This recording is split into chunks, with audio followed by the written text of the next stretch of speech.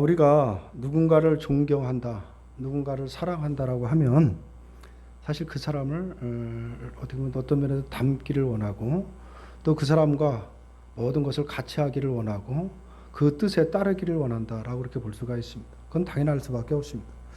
누군가를 존경하는 사람을 멘토로 삼기도 하고 그의 삶을 닮아가려고 노력도 하는 것이고 누군가를 또 사랑한다라고 하면 사실 그 사람이 원하는 것을 늘 해주기를 원하고 또 그 사람이 원하는 삶을 또 따라가려고 애를 쓰는 것이 우리들 어떤 삶의 모양이다라고 볼 수가 있습니다. 그런데 우리는 하나님을 섬기며 예수를 우리가 믿는다라고 하는 우리 성도들이죠. 또 교회라는 것은 성도들이 모여서 우리가 함께 믿음의 공동체를 이루어간다라고 이렇게 볼 수가 있습니다. 믿음의 공동체라는 것은 하나님을 사랑하는 공동체고 하나님을 어떻게 보면 그 하나님의 그 삶을 또 예수님의 삶을 성령이 이끄시는 삶을 그대로 순종하기를 원하고 닮아가기를 원하는 공동체다라고 이렇게 볼 수가 있습니다. 그런데 성도들의 모임이라고 하는 이 교회가 어떤 면에서는 하나님을 무시하고 있다라고도 볼 수 있고 예수님을 무시하고 성령님을 무시하고 산다라고 이렇게 볼 수가 있습니다. 그러면서도 우리의 늘 입술의 고백은 성삼위 하나님, 하나님을 우리가 믿는다라고 하고 하나님께 영광을 위해 산다. 이런 고백들을 우리가 서슴지 않고 하는 것이 어떤 오늘날 현대 교인들의 모습이다라고 볼 수가 있습니다. 현 교회가 하나님과 예수님과 성령님을 무시한다라고 말할 수밖에 없는 이유는 뭐냐면 각기 제 멋대로 살아가기 때문이다라고 볼 수밖에 없는 것입니다. 자기 마음 내키는 대로 내 마음에 드는 대로 살아가고 있는 것이 오늘날 현대의 기독교인들이 아닌가 우리가 한번 생각을 해보게 됩니다. 예수님을 보내신 분은 하나님이십니다. 하나님이 괜히 예수님을 세상에 보내셔서 십자가에서 죽게 하셨는가라는 것이죠. 그리고 예수님 왜 정말 하늘에 놀라운 그 영광을 다 버리시고 세상에 오셔서 십자가에 죽으셨느냐라는 것입니다. 또 성령님은 왜 이 세상에 오셔야 하는 것인가라는 것이죠. 이 모두가 하늘의 일이고 하나님의 약속에 의해서 모든 것이 하나하나 성취된 일이다라는 것을 성경에서 말을 하고 있습니다.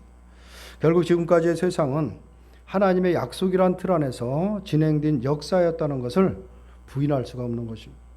땅에서는 인간들이 자기 멋대로 살아가는 그 와중에도 하나님의 뜻은 바로 한치의 오차도 없이 어긋남이 없이 하나하나 그대로 이루어진 역사였다라는 것을 보여주고 있습니다. 이것은 지금도 마찬가지인 것입니다. 예수님이 하늘로 올라가시고 성령님이 오셨습니다. 지금은 하나님은 모든 일을 손을 떼고 할 일 없이 그냥 아무것도 안 하고 계시는 분이 아닌 것입니다. 여전히 변함없이 약속이라는 틀 안에서 바로 세상을 움직이고 계시는 분이 누구냐? 하나님이신 것입니다. 하나님 그 언약하신 그 약속을 하나님의 약속대로 그대로 없이 차질 없이 이루시고 계시다라고 볼 수가 있습니다. 결국 우리는 세상을 내 멋대로 살아왔다라고 생각할지는 모르지만 내가 뜻하고 내가 열심히 일하고 내 뜻대로 모든 것을 하나하나 살아왔다라고 누구나 생각을 할지는 모르지만 사실은 하나님의 계획 안에서 살아온 인생임을 우리가 잊어서는 안 되는 것입니다. 우리가 예수님을 알게 되고 믿게 된 모든 것이 우리의 삶에 하나님이 개입하셨기 때문에 가능한 것이지 우리의 능력으로 우리의 재주로 되는 일이 아니다 라는 사실도 기억해야 됩니다. 그렇다면 성도가 가져야 될 생각은 과연 무엇이겠느냐라는 것이죠. 나의 삶은 모두가 하나님에 의해 다스림을 받고 있다. 하나님이 나의 왕이시다라고 하는 이 생각만큼은 철저하게 가지고 있어야 되는 것입니다. 나의 주인은 내가 아니라 바로 주님이시고 나의 왕은 바로 하나님이시라는 그 사고가 한시도 떠나서는 안 된다라는 것입니다. 그럴 때 성도는 항상 하나님께 부르면서 무엇이 하나님의 뜻에 맞는 것인가를 찾아가는 삶을 살아갈 수 있기 때문에 그렇다라고 볼 수 있습니다. 이것이야말로 참된 성도의 삶이라고 할 수가 있는 것입니다. 그런데 지금의 교인들에게는 하나님의 뜻에는 전혀 관심을 두지 않습니다. 내 뜻이 더 소중하게 생각하고 하나님의 뜻은 철저히 어떤 면에서는 무시하고 살아간다라고 볼 수밖에 없는 것이죠. 예수님이 지금 하나님의 우편 보좌에서 무엇을 하고 계시는지 또 성령님이 우리를 위해서 나와 함께 하시면서 무엇을 하고 있는지 전혀 관심을 두지 않고 살아간다라고 볼 수가 있습니다. 다만 우리를 돕기 위해서 일하신다는 것만 그냥 우리가 여길 뿐이다라고 볼 수가 있습니다. 그래서 우리가 기도하면 예수님이 달려와 도와주고 성령님이 힘과 능력을 주신다라는 것이죠. 이것이 하나님, 예수님, 성령님을 통째로 무시하는 행위다라는 사실을 우리가 놓쳐서는 안 되는 것입니다. 우리의 의도와는 상관없이 우리는 어떤 면에서는 보면 세상에 그냥 자연적으로 동화되어 살아가는 우리들의 모습을 발견할 수가 있습니다. 어떤 면에서는 하나님의 의도와는 전혀 상관없이 살아가는 것. 이것이 바로 하나님을 무시하는 것이 아니겠느냐라는 것입니다. 사사기의 말씀을 보면 사사기 21장 25절 맨 끝절을 보면 이런 말씀이 있습니다. 그때에 이스라엘의 왕이 없으므로 사람이 각기 자기의 소견이 옳은 대로 행하였다라고 이렇게 말씀을 합니다. 사사기의 마지막이 이 말씀으로 끝나는 것은 이스라엘에 대한 평가가 그 말씀 하나로 모든 것이 담겨 있는 것입니다. 이스라엘의 평가다라고 볼 수가 있는 것이죠. 그 말씀 하나로 모든 것이 결론을 내려진다라고 볼 수가 있습니다. 각각 자기 소견에 옳은 대로 살아갔다는 것, 그것이 이스라엘이다라는 것입니다. 그 속에서 여러 가지 문제가 이제 발생했던 것이죠. 자기 소견에 옳은 대로 살아갔다라는 것은 뭘 말하는 거냐면 왕이 없었기 때문에 자기가 원하는 대로 자기 생각이 옳은 대로 살아갔다는 것이죠. 자기의 생각을 다스리고 지배하는 왕이 없기 때문에 결국 자기가 생각할 때 옳다고 여겨지는 대로 살아가게 된 것입니다. 그런데 오늘날 많은 교인들이 사사기에 이스라엘처럼 살아가고 있다라는 것을 우리가 심각하게 생각을 해야 됩니다. 하나님이 옳다고 하신 것을 옳은 것으로 받아들이고 살아가는 것이 아니라 자기 생각에 옳다고 여겨지는 것을 옳은 것으로 여기면서 살아가는 것입니다. 인간의 생각에서 옳은 것이 나올 수가 없다는 것이 그런 것을 전혀 무시한 채 살아가는 것입니다. 인간의 옳고 그름을 판단할 수 인간은 없는 것입니다. 왜냐하면 인간은 자기가 기준이 되기 때문에 자기에게 유리한 것을 옳은 것으로 판단하고 살아가기 때문에 그런 것입니다. 따라서 자기 소견대로 바로 살아간다라는 것은 결국 자기에게 유리한 쪽으로만 살아간다라는 것을 의미하는 것입니다. 이게 어떻게 보면 인간의 어떤 본질적인 모습인데 예수를 믿는 우리 성도들의 모습도 다르지 않다는 것을 우리가 늘 깨닫게 되는 것입니다. 신앙생활을 해도 하나님을 전혀 생각하지 않고 자기 소견에 옳은 대로 하게 됩니다. 아무리 성경에서 말씀한다라고 해도 자기 소견에 옳지 않은 것으로 판단되면 잘못된 해석으로 치부해버리고 마는 것이 대부분 이들의 생각일 수도 있는 것입니다.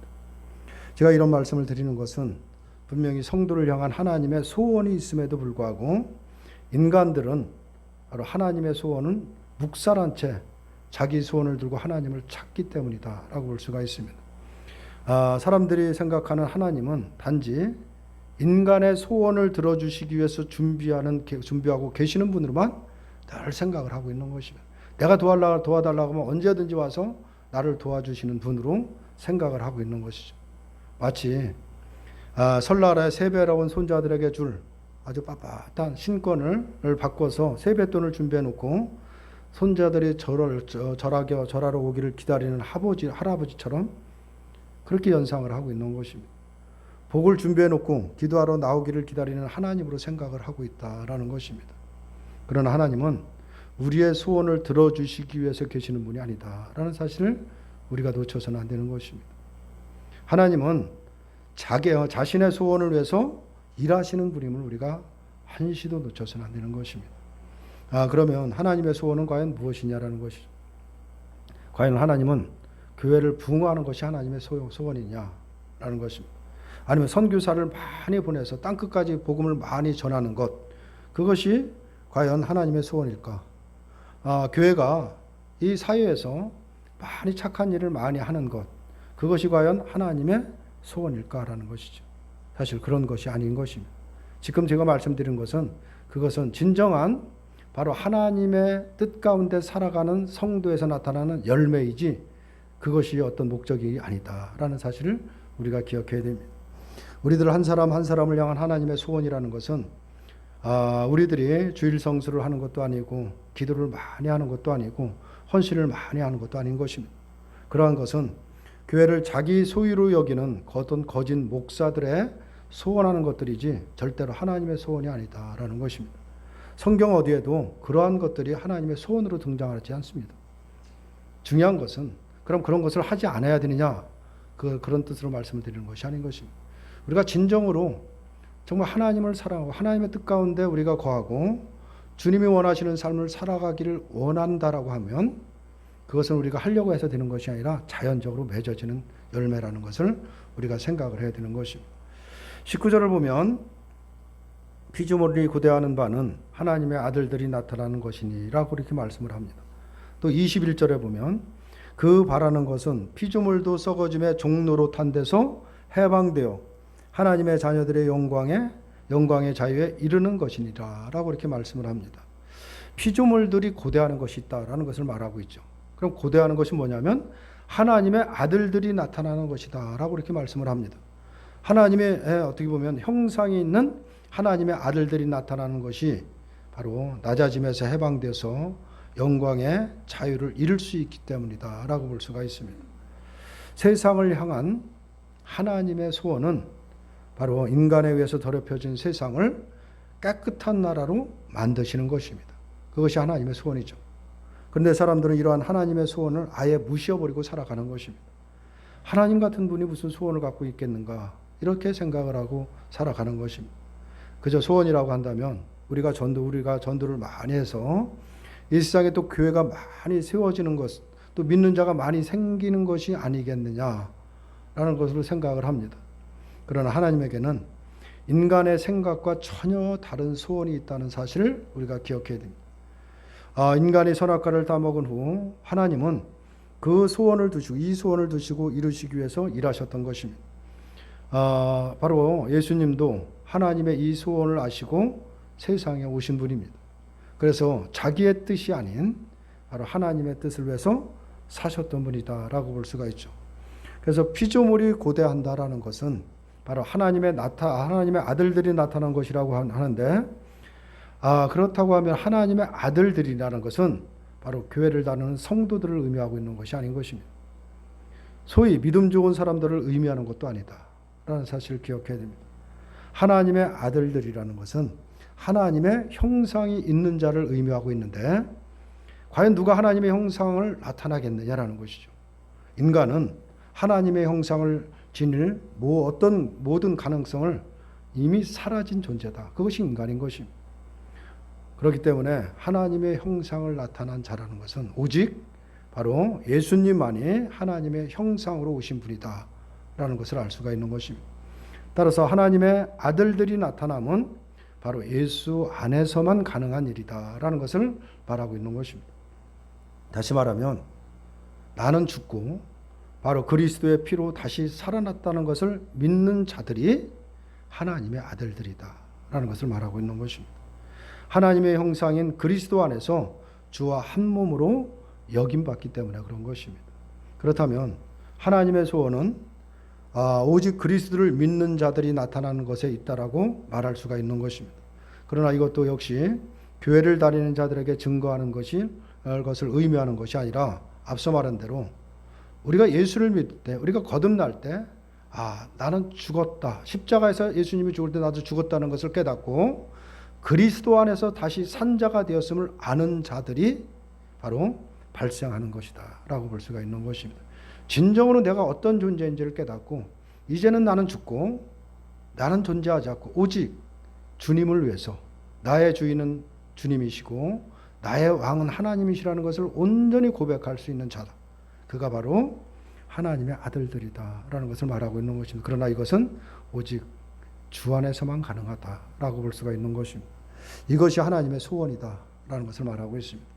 성도란 이 바로 하나님의 이 소원을 나의 소원으로 받아들이고 사는 자들을 의미하고 있는 것입니다. 결국 성도는 소원이 바뀐 자인 것입니다. 나의 소원으로 사는 자가 하나님의 소원으로 살아가게 된 자다라고 볼 수가 있는 것이죠. 이것을 염두에 둘 때 바로 세상에 오신 성령님이 무엇을 하실 것인가를 바로 짐작할 수가 있는 것입니다. 오늘 말씀을 한번 보겠습니다. 26절과 27절을 다시 보면 이와 같이 성령도 우리의 연약함을 도우시나니 우리는 마땅히 기도할 바를 알지 못하나 오직 성령이 말할 수 없는 탄식으로 우리를 위하여 친히 간구하시느니라. 마음을 살피시는 이가 성령의 생각을 아시나니 이는 성령이 하나님의 뜻대로 성도를 위하여 간구하심이니라 라고 이렇게 말씀을 하고 있습니다. 성령은 우리의 연약함을 도우십니다. 우리를 돕기 위해서 오신 분이죠. 보혜사 성령님이라는 것은 우리의 연약함을 도우시는 분으로 오신 분입니다. 연약한 우리 때문에 탄식하시면 하나님의 바로 뜻대로 우리를 위하여 기도하시는 분이 누구냐? 바로 성령님이시다라고 말씀을 합니다. 성령님이 우리를 위해서 기도하신다라는 것을 우리가 잊어서는 안 되는 것입니다. 성령님만 기도하는 것이 아니라 34절을 보면 예수님도 우리를 위하여 기도하신다라고 이렇게 말씀합니다. 우리가 많이 들었던 말은 예수님의 중보기도죠. 하나님의 우편 보좌에서 끊임없이 지금도 우리를 위해서, 우리의 구원을 위해서 자기의 피를, 십자가의 피를 뿌려가면서 지금도 저들을 용서해 달라고 끊임없이 기도하시는 분이 누구냐? 예수님이십니다. 그러나 성령까지 우리를 위해서 말할 수 없는 탄식으로 기도한다 라는 생각을 우리가 놓쳐서는 안 되는 것입니다. 하지만 성령님도 우리를 위해서 간구하십니다. 말할 수 없는 탄식하면서 간구하시고 계시는 것입니다. 근데 왜 탄식을 하면서 간구하시겠느냐라는 것이죠. 그건 다른 것이 아니라 우리의 연약함 때문에 그런 것입니다. 우리의 연약함이라는 것은 우리가 마땅히 빌 바를 알지 못하는 것을 말하고 있는 것입니다. 빌 바를 알지 못한다는 것은 우리가 무엇을 기도해야 할지를 모르고 있는 것입니다. 우리는 늘 입만 벌리면 우리의 육신의 문제, 환경의 문제, 내 유익을 위해서 늘 기도할 수밖에 없는 그런 연약함이 있는 것입니다. 이것을 바로 우리가 무엇을 기도해야 되는지를 모르고 있기 때문에 기도하는 것입니다.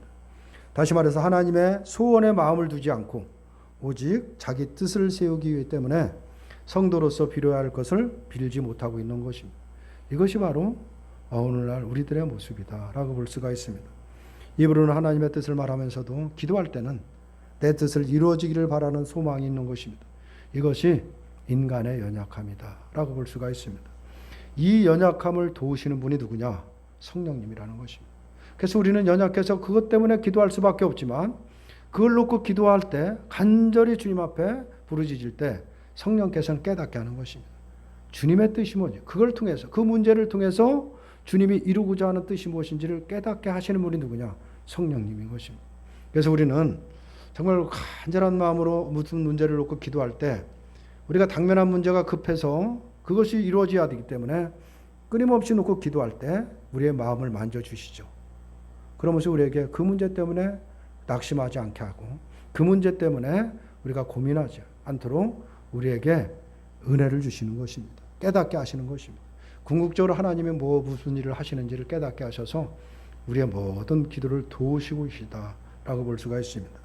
하나님의 소원이 아닌 내 소원으로 살아갈 때 바로 성령님은 탄식하신다라고 말씀을 하고 있는 것입니다.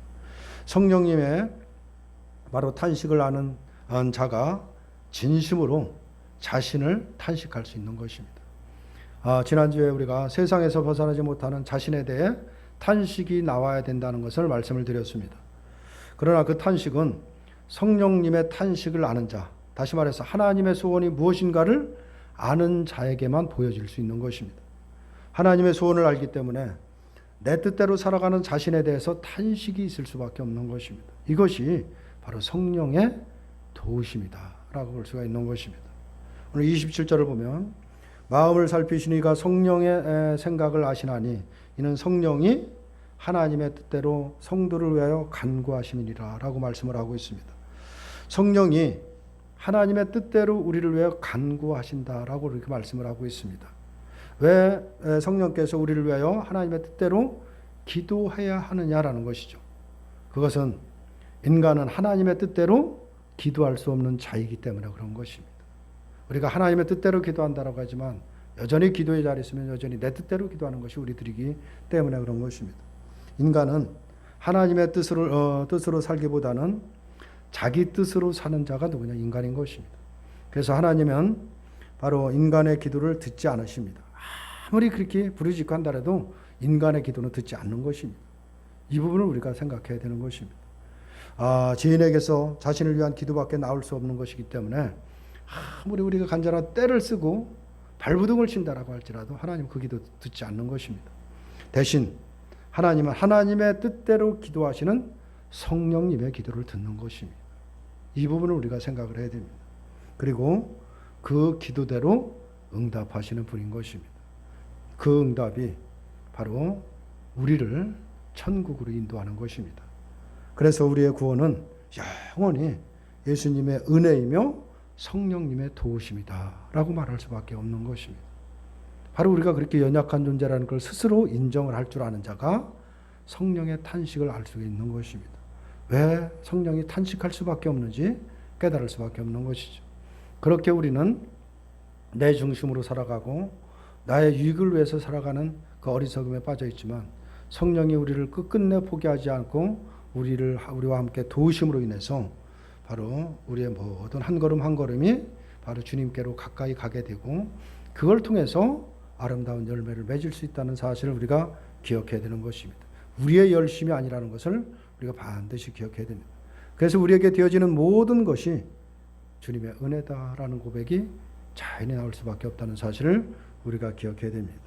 우리를 위해서 간구하시는 또 때로는 탄식하면서 기도하시는 그 성령님의 도우심이 얼마나 다양한 일인가라는 것을 깨닫게 하는 오늘 본문의 말씀인 것입니다. 우리는 어떤 마음을 가지고 기도하는지 한번 돌아보시는 저와 여러분들이 되시기를 주님의 이름으로 축원합니다.